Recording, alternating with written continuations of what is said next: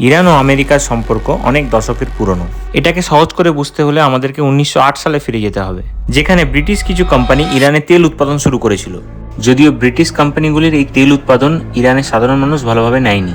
তার কারণ হলো প্রফিটের বেশিরভাগ অংশটাই ওই কোম্পানিগুলি নিয়ে নিত, ফলে সাধারণ মানুষ বা ওই দেশের জনগণ সেইভাবে তার মুনাফা পেত না।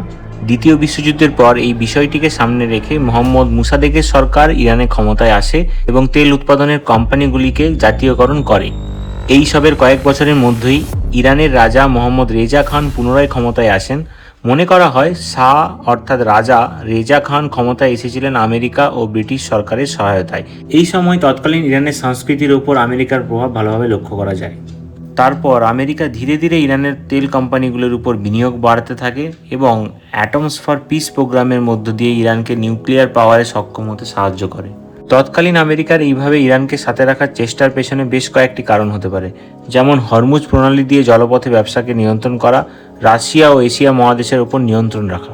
কিন্তু ইরানের অভ্যন্তরীণ সংস্কৃতির পরিবর্তন এবং আমেরিকার ইরানের উপর প্রভাব 1979 সালে ইরানে ইসলামিক রেভলিউশন নিয়ে আসে, যেখানে আয়াতুল্লাহ খামেনি সরকার ক্ষমতায় আসেন। তারপর থেকেই এই দুই দেশের সম্পর্কে অবনতি হতে থাকে। এরম ঘটনাও ঘটেছে যেখানে খামেনি আমেরিকার রাষ্ট্রদূত এবং আমেরিকার কিছু আধিকারিকদের বন্দী করে রাখে বেশ কয়েক বছর। আবার আমেরিকা ও ইরান ও ইসরায়েলের যুদ্ধের সময় ইরাককে সমর্থন করে এবং ভুলবশত ইরানের এক যাত্রীবাহী বিমানকে ধ্বংস করে দেয়, যেখানে প্রায় 290 জন নিহত হন।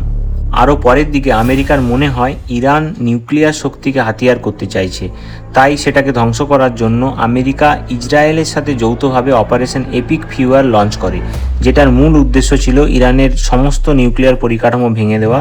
এটাই ছিল বর্তমান যুদ্ধের মতো পরিস্থিতির কারণ।